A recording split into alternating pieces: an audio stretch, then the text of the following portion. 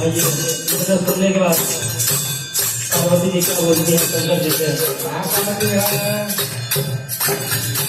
ये और भंगिया तुरही गई बोला ये और भंगिया तुरही गई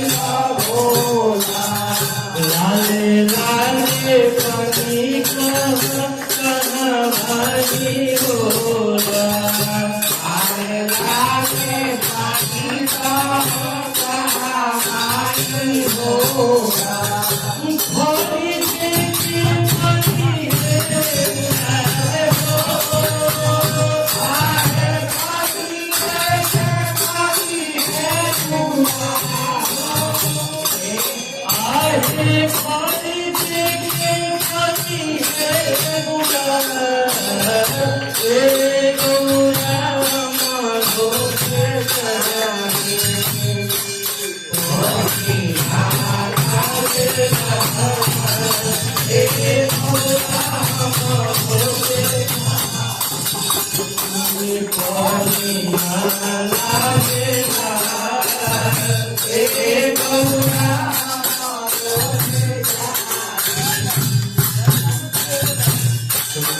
पुरस्कार आया।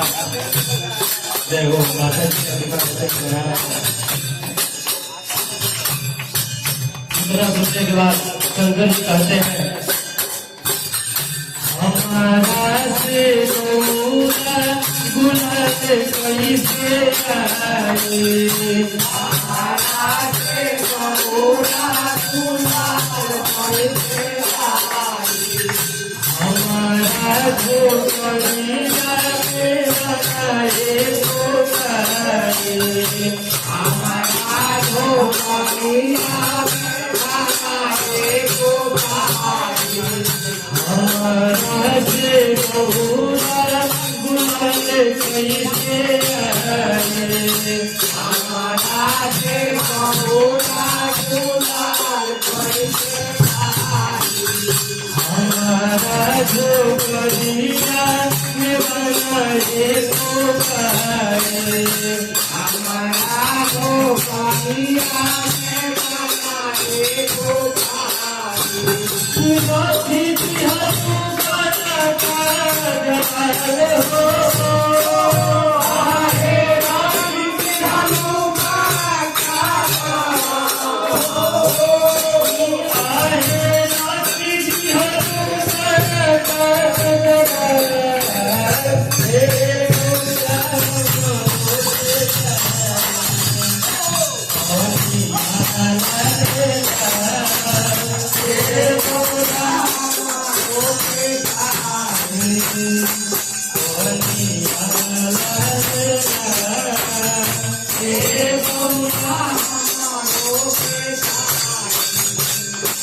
सुनने के बाद लास्ट में ये सब हंसी की बोले एक भक्त देखता है तो क्या बोलता है के